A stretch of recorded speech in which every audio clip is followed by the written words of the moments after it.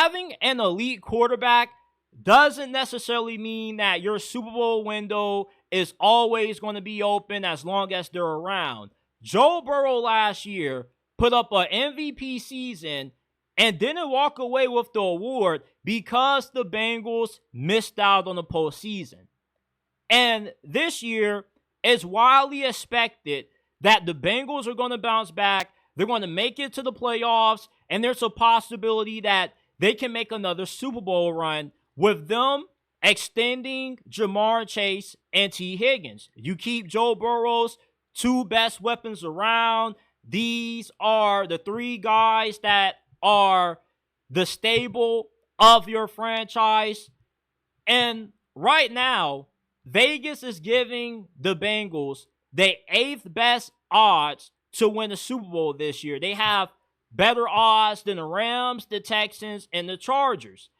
And it's surprising to me that a lot of folks out there are still high on Cincinnati, that they still believe that this team is going to be a Super Bowl contender when they have failed to improve their offensive line, which has been their biggest weakness since they first drafted Joe Burrow, and they also have failed to improve their defense. And for you to be a Super Bowl contender, let alone a playoff team, you got to be complete on both sides of the ball. Now, you can have a few limitations at certain positions, but when you are allocating nearly 45% of your salary cap to 3 players, it makes it impossible to have a good enough team to be a Super Bowl team. The Philadelphia Eagles, why did they win the Super Bowl last year? It wasn't because they had Jalen Hurts, A.J. Brown, and Devontae Smith. They were able to pick up Saquon Barkley because all 3 of those guys weren't consuming up such a large portion of the cap space. They were able to have the best offensive line in the NFL because you didn't have your top 3 players hogging up the cap. You were able to stop Patrick Mahomes and harass him all throughout that Super Bowl because you had enough money to where you could field a few high-level free agents like Chauncey Gardner-Johnson. You were also able to beat Kansas City because you drafted incredibly well, something that the Cincinnati Bengals have done a poor job of. It's one thing to not have a lot of money because you want to keep your 3 stars around. That's understandable. But you have to be able to overcompensate for that by nailing a lot of your draft picks. And the Bengals haven't done that. They recently drafted Jamarr Stewart in the first round. He is a defensive lineman out of Texas A&M, and he only has had 4 career sacks despite his 4 years playing college ball. He was graded out as one of not only the worst pass rushers in this draft class, but also one of the worst run defenders in this class. And they drafted a similar player to Jamarr Stewart a few years ago in Myles Murphy in the first round out of Clemson, who also hasn't really had that much production getting after the quarterback. And with the Cincinnati Bengals paying Jamarr Chase and T. Higgins, they have completely crippled the Bengals' chances of making it back to the playoffs this year. This is not going to be a bounce back year for the Bengals. With all of the money that they have wrapped up in Jamarr, Higgins, and Burrow, this team was unable to walk away with any marquee free agent signings, which is why their offensive line and defense are going to be just as bad this year as what they were last year. And plus, when you sprinkle the poor drafting that this team has done on top of that, there's no chance in hell this team is going to make it to the postseason.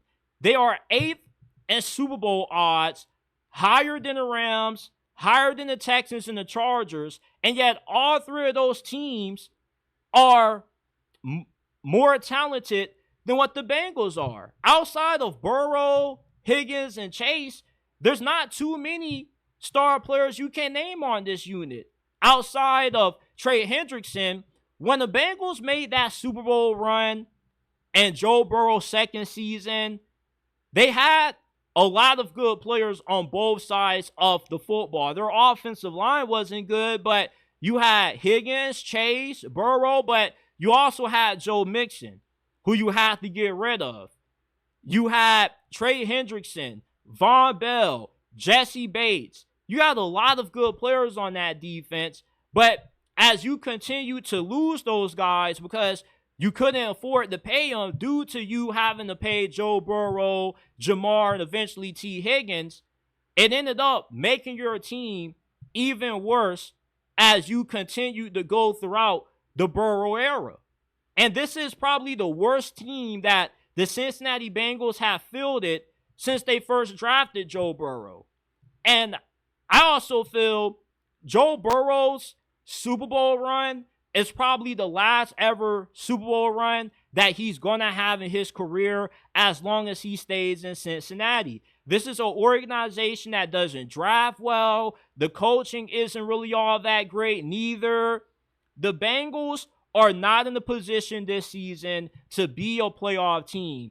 There are so many other teams in this conference that are better than what Cincinnati is. Just because they have Joe Burrow and you retain his star weapons doesn't mean they're going to bounce back. Last year, they had a healthy Joe Burrow playing at an MVP level, throwing damn near 3 touchdowns, 300 passing yards per game, along with Higgins and Chase, mainly healthy for the majority of the year. And what did they have to show for it? Nothing. They weren't playing meaningful football come January. So what's the difference between this year's Bengals team versus last year's Bengals team that missed the playoffs? They're not even the most talented team in their division. The Ravens have a way better roster than what they do. The Steelers have a way better roster than what the Bengals do. And even the Browns, to some capacity, have a better team than what the Bengals do. They just don't have the quarterback situation taken care of. The Bengals, with them extending Jamarr Chase and T. Higgins, they have crippled their playoff chances. All that money that they have tied up to those two players is why this team is no longer in Super Bowl contention and why they will miss out come playoff time when the regular season concludes.